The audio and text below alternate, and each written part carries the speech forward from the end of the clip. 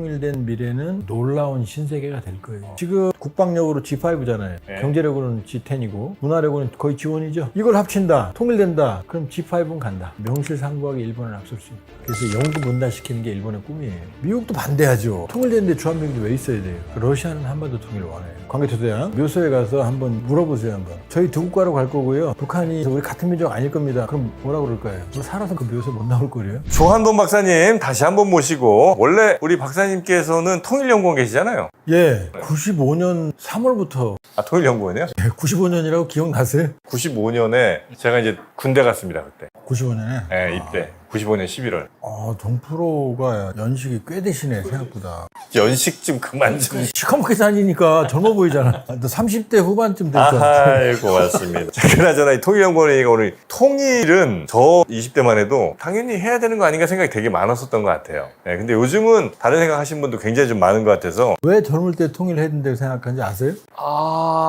통일이 안 될 걸 아니까. 그런가? 그러니까 통일은 뭐 어차피 안 될 건데 해야 되는 거 아니야? 우리 소원이야? 아니 근데 그때 김일성 죽고 전쟁 나고 다음에 통일되는 거 아니야? 이제 이런 생각하는 분도 꽤 계셨어요. 그러니까 냉전기 때 우리의 소원은 통일은 사실은 불가능한 소원이었어요. 그런데 지금은 될 수 있는 거 아니야? 그럼 세금 내는 거 아니야? 나 힘들어 죽겠는데 또 더 해? 이거예요, 사실은. 현실적으로 생각하기 시작한 거죠. 그때는 갈 수 없는 이상이었어요. 그래서 그냥 가야 된다고 생각을 했던 거고, 지금 막상 진짜 하면 당장 내 주머니에서 뭐가 나가야 될 것 같으니까 조금 생각을 한 번 더 하는 거예요. 현실적으로 생각하는 거죠. 오케이, 그럼 현실적으로 그럼 오늘 몇 가지만 한번 짚어볼게요. 예. 일단 통일 혹시라도 되면 우리를 둘러싸고 있는 이 강대국들이라고 하는 나라들은 어떻게 반응합니까? 아니면 그걸 좀 싫어할 수도 있나요? 우리가 지금도 냉정하게 본다 그러면 그 사람들 머릿속에 들어가서 생각해야 돼요. 왜 우리 안 도와주지? 우리 통일 얼마나 소원인데 이렇게 생각하면 안 되는 거예요. 자, 중국을 한번 가볼까요? 네. 중국이 한국을 바라볼 때 어떤 시각으로 바라보느냐고 보면은 중국이 지금 동해로 나올 수 있어요? 못 나와요? 못 나오죠. 못 나오죠. 왜? 지금 북한 나진과 러시아 핫산 요 사이를 도만강이 흐르고 있거든요. 네. 여기 15km 정도가 북러 국경이에요. 요 15km 때문에 못 나오는 거예요. 네. 자, 그런데 중국의 입장으로 가볼게요. 원래 못 나왔느냐? 나왔어요. 1860년 2차 아편전쟁으로 베이징 조약으로 러시아가 연해주, 걸로 내려오기 전까지. 예, 연해주를 강제로 뺏어가기 전까지는 통일은 중국이 마음대로 나올 수 있어요. 근데 1860년에 통일로 나와서 뭐예요? 아무것도 없잖아요. 그때는 뭐 그때는 안 중요했죠. 그런데 중국 입장에서 지금 동해로 나오면 어떻게 돼요? 태평양을 바로 직항이. 바로 북극 항로로 갈 수 있어. 일본, 한국, 미국을 압박할 수 있어. 동북 삼성의 물류에 날개를 달아. 지금 서해로 보아이만으로 지금 그냥 삐질삐질 나오고 있잖아요. 중국의 꿈은 뭐냐? 차항 출해. 차항, 항구를 빌려서 출해 밖으로 나간다. 이게 중국 사람들의 가슴속에 한이에요. 어느 나라 항구를 빌릴까요? 러시아 거 빌려요? 러시아 건 안 되겠죠. 북한이죠.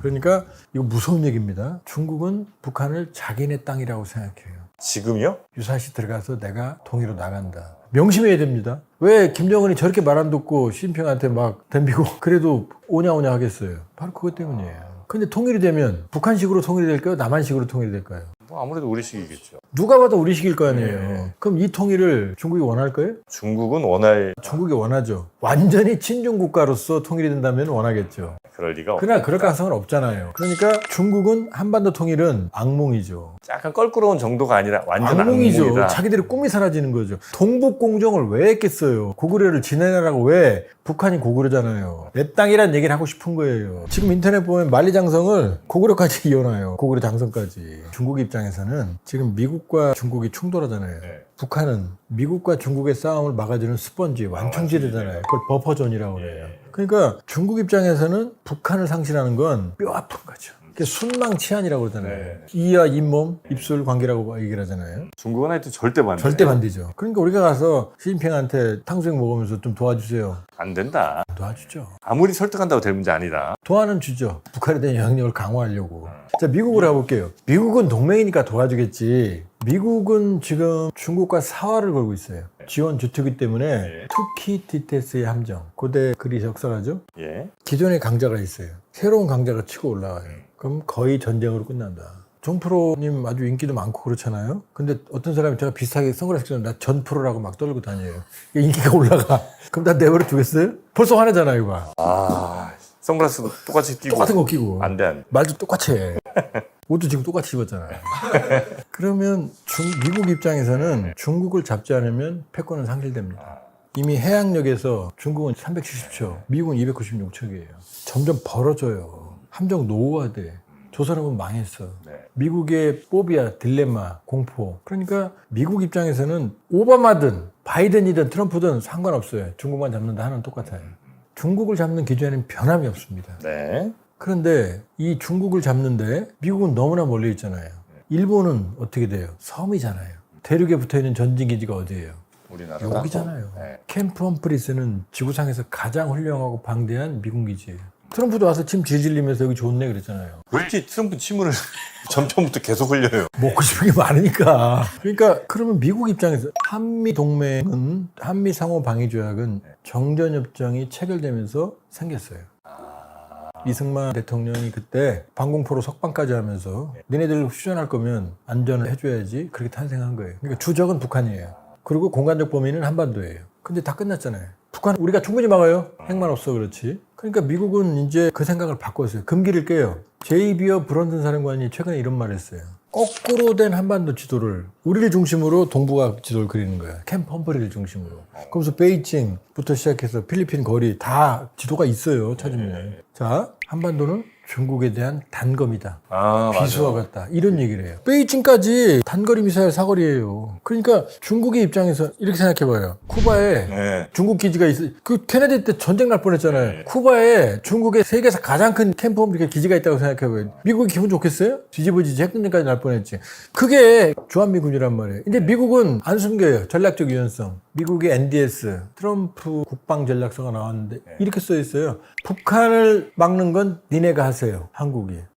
우리는 중국 막습니다. 네. 옛날에 그런 말 안 했어요. 우리 함께 싸우자. 북한 막아야지. 인계철선, 동두천 의정부 미군이 있었잖아요. 네. 없잖아요 지금. 다 캠프 홈플스가 있잖아요. 지금 이란 전쟁 때도 패트리어트 포대, 사드. 뺐다면서요? 네, 사드 미사일 나갔어요. 본체는 안 나갔는데. 이게 미국의 생각이에요. 그러니까 미국이 한반도를 얼마나 중시하겠어요. 중국 잡으려면. 어마어마하겠죠? 근데 통일이 돼. 통일되면 주한미군이 민족국가잖아요. 이제 하나의 단일 민족국가가 되잖아요. 있을 이유가 별로 없나요? 그나마 무늬만이라도 북한 때문에 있었는데 통일되는데 주한미군이 왜 있어야 돼요? 그러니까 확 떨어지는 거죠, 중요성이. 거기다가 분단체제가 사라지면 한국이 이제 온전한 민족국가가 될 거 아니에요. 근데 캠프 홈플스 가보셨어요? 그 노른자의 땅에 미국의 영토예요. 거기 비행기 뜨고 내리는 거 우리 관여 못해요. 오산기지에 지금 28,500명이라고 그러죠? 우리 몰라요. 뜨고 내릴 때 우리한테 신고 안 해요. 지들끼리 왔다 갔다 해요. DMZ는요. 우리 대통령 들어갈 때도 유엔군 사령부 허락받고 들어가야 돼요. 이 용납할 수 있어요? 그럼 나가라고 할 가능성이 나가라고 하거나 아니면 상징적으로만 남겠죠.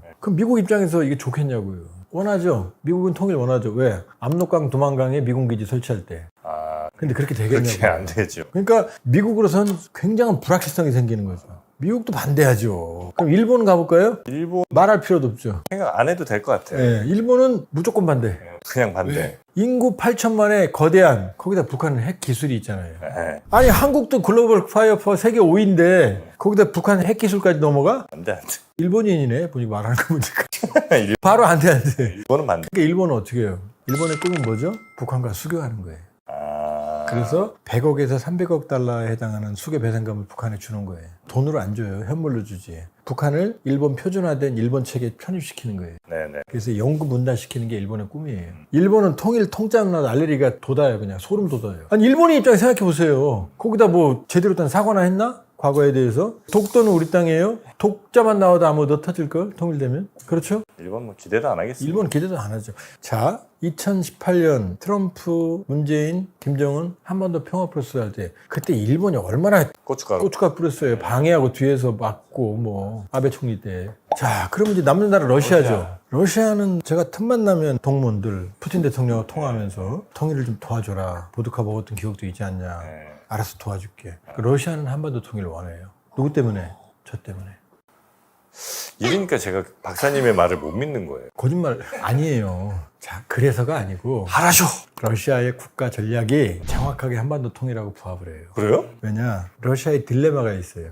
유라시아잖아요. 네. 유럽에서는 러시아를 유럽으로 껴줄까 말까 항상 고민을 해요. 그렇죠. 너무 멀잖아요. 그러니까 러시아 안에는 두 개의 사상의 기조가 있어요. 하나는 뭐냐? 우리는 유럽이야. 유럽으로 빨리 가까이 가야 돼. 그게 바로 피터 대제예요. 그러니까 피터 대제는 젊은 시절 유럽에서 지냈고 유럽에서 모든 선진 기술을 배웠고 유럽이 되고 싶었어요. 그래서 모스크바에서 수도도 상트페테르부르크로 발티케 쪽으로 유럽으로 가야 되니까 옮겼고, 제가 나온 레닌그라드 대학이 원래 피터 대제 그 시기부터 출발하거든요. 어떻게 했냐면 대학이 없잖아요. 후진국이었으니까. 유럽에서 기술자들 데려다가 대학 건물을 지어요. 기술자가 없으니까. 선생이 없잖아요. 유럽에서 교수를 불러와요. 학생이 없잖아요. 유럽에서 학생도 불러와요. 학생도 불러와요? 그렇게 시작을 했어요. 그 정도로 유럽이 되고, 이게 서구주의자들이에요. 그러니까 우리는 유럽으로 가야 돼. 러시아가 후진적인 느낌이 있는 건 유럽에서 멀리 떨어져 있기 때문이에요. 이게 피터 제대. 네. 반대로 아니야. 우리는 슬라브인의 정체성, 공동체성. 이게 레닌이에요. 레닌, 스탈린, 그 다음에 바로 푸틴까지 이어져요. 그러니까 슬라브주의, 반서구주의가 바로 푸틴이에요. 자, 소련이 무너지고 나서 유럽은 고민했어요. 적이 사라졌잖아요. 북극곰, 백곰 보면 이뻐 보이잖아요. 저거 친구로 할까 말까? 그래서 메르켈 총리가 노르드 스트림 파이프라인을 연결한 거예요. 산통을 깼잖아요. 푸틴이 우크라이나 침공하면서. 그래서 원래 반서방주의자는 푸틴이 유럽과는 완전히 절연을 한 거예요. 유럽과 푸틴 살아생전에는 못 붙어요. 특히 푸틴이 독일 드레스덴에 있었는데, 옛날에 경찰 시절에 자기 KGB 시절에 자기 사무실까지 시위대들이 돌 던지고 그랬어요. 그러니까 소련의 몰락을 몸소 체험한 사람이에요. 한이 맺힌 사람이에요. 그래서 위대한 러시아를 얘기를 하는 거예요. 그러니까 우크라이나 침공했고 서방과는 절연을 했어요. 그래서 푸틴은 집권 초부터 신동방 정책이라는 걸 추진했어요. 동방에서 미래를 찾는다. 나 유럽 아니야. 완전 동방이 너무 멀잖아요. 그래서 만든 게 동방경제포럼이에요. 매년 9월에. 푸틴이 항상 와요. 이번 9월에도 올 거예요. 첫째 주에 하거든요. 자, 그럼 동방에서 미래를 찾아? 뭐 있나? 찾아보니까 뭐가 있어요. 시베리아 극동에 무한한 자원. 그 다음에 세계 유일의 대륙간 횡단철도 TSR, 시베리아 횡단철도. 블라디보스톡에서 모스크바 같이 유럽까지 이어지는. 그 다음에 북극 항로. 이 세 가지가 푸틴의 보물이에요. 그래서 시베리아 횡단철도도 계속 현대화해요. 더 빠르게, 더 세게, 더 많이 실현할 수 있게. 그 다음에 지하자원도 계속 개발해요. 북극 항로 준비하고 있어요. 이 세 개가 푸틴이 꿈꾸는 신동방 정책의 비장의 무기거든요. 이러려면 동방에 협력 국가가 있어야 할 거 아니에요. 인도 아직 안 돼. 중국은 두렵잖아요. 지금 하바롭스크주, 아무르주, 그다음 연해주가 한반도 6배 해당하는 땅이 원래 청나라 말 러시아한테 뺏긴 거거든요. 1858년 아이온 조약, 하바롭스크 아무르도 뺏겨. 1860년 베이징 조약으로 연해주 뺏겨. 중국이 쑥 들어오면 뺏기는 거예요. 인구도 수백만밖에 안 되니까. 그러니까 중국하고는 협력하지만 항상 긴장 관계가 있어요. 인도 아니야? 중국 아니야? 일본이 있어요. 일본은 북방 4개 도서를 러시아가 점령하고 있잖아요. 영토 분쟁이 있잖아요. 남는 게 어디예요? 우리나라밖에. 우리나라죠. 자, 시베리아 횡단철도 부산항이 세계 2위 한적항이에요. 세계 최고의 물류 항구라고요. 한반도 TKR 지금 동해 쪽에 한 150km 정도만 연결하면 금강산 철도부터 시작해서 동해 철도로 해서 너진하산 연결돼 있어요 지금. 그러면 부산항에서 출발한 열차가 유럽 끝까지 스페인까지 가는데 2주도 안 걸려요. 블라디보스톡을 지금 활용해도 돼요. 그 다음에 시베리아 극동에 있는 어마어마한 에너지, 시베리아 햄 다 중국에 팔고 있거든요. 가스를 가격 결정권을 중국이 가지고 있어요. 그러니까 러시아는 이걸 한반도로 파이프라인을 빼서 실제로 김정일이 푸틴하고 파이프라인 연결하기로 합의한 적도 있어요. 우리하고 상관없이.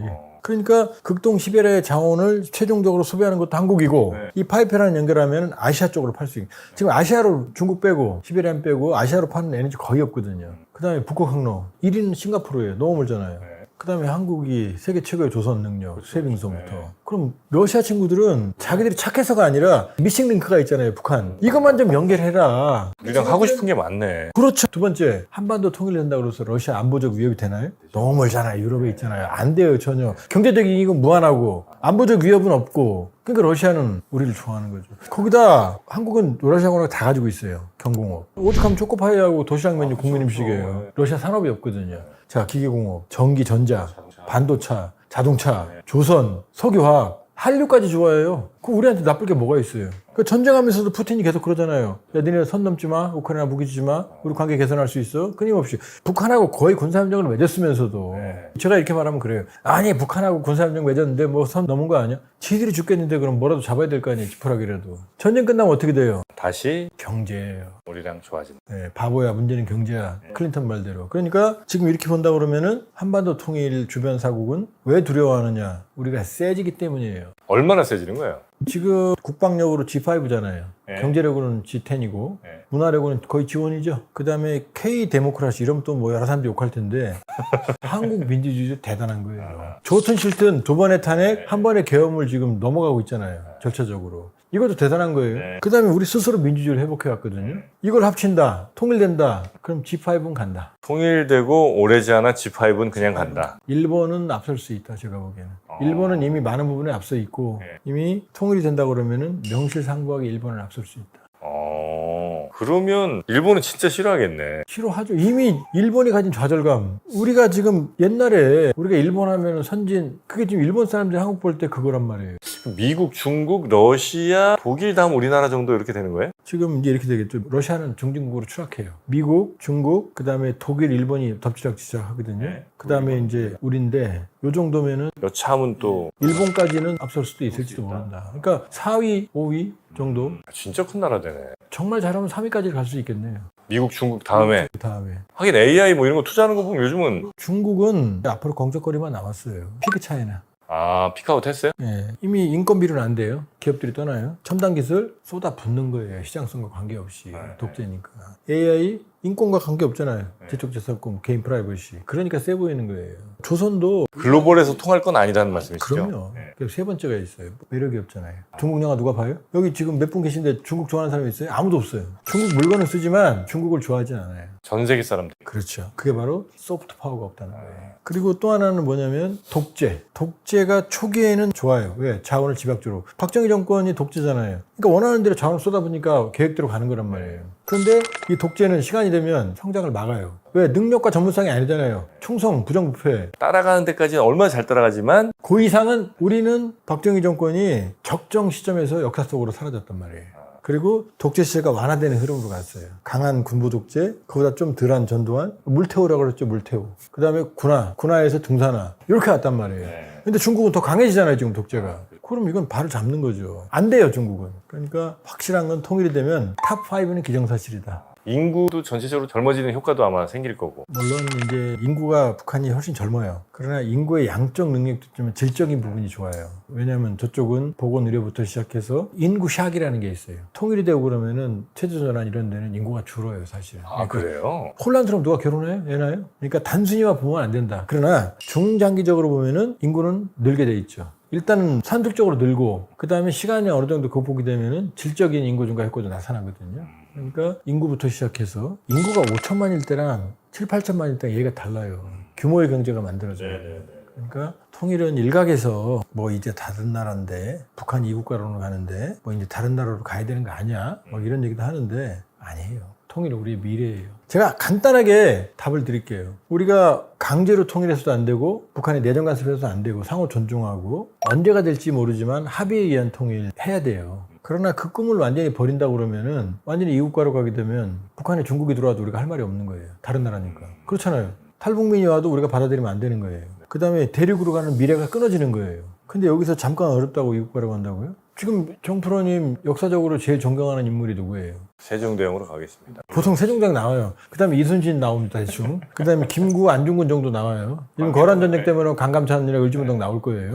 네, 광개토대왕. 이분들한테 가서 묘소에 가서 한번 물어보세요, 한번. 저희 두 국가로 갈 거고요. 북한이 우리 같은 민족 아닐 겁니다. 그럼 뭐라 그럴 거예요? 너 살아서 그 묘소에 못 나올 거래요. 그래서 힘들더라도 오보천리로 가야 되고 북한 체제도 인정할 거 인정하고 상호 존중하고 평화로 가야 된다. 단계적으로. 강제적으로 통일은 안 된다. 뭐 사실상 두 국가로 가잖아요. 살고 있잖아요, 지금. 그러나 먼 미래의 꿈을 버려서는 안 된다. 이재명 대통령이 이런 말을 했어요. 1년 기념 때. 이재명 대통령은 아부하는 거 아니에요. 현실 때문에 이상을 포기할 수도 없고 이상 때문에 현실을 포기할 수도 없다. 그 중간에서 접점을 찾고 그러나 이상을 버릴 수는 없다. 그러나 현실에 충실해야 된다. 그리고 통일된 미래는 아마 놀라운 신세계가 될 거예요. 그 소설 이름도 있죠. 멋진 신세계. 네, 멋진 신세계. 자, 아마 통일에 대해서 세대별로도 좀 다른 뜻들이 아마 분명히 있으시긴 할 텐데 오늘 말씀 한번 잘 고씹어 보시면서 정말 우리에게 통일이 가능할까? 아니면 언제쯤이면 혹시 그게 될 수 있을까? 막 이런 것들 생각해 보시면서 댓글로 또 남겨주시면 저희가 그런 의견들도 한번 잘 취합해서 나중에 다시 한번 우리 박사님 모셔서 더 재밌는 이야기 청해 듣도록 하겠습니다. 자, 오늘 늦은 시간까지 함께 해주신 우리 조한범 박사님 대단히 감사하고요. 또 뵙겠습니다. 예, 고맙습니다. 고맙습니다.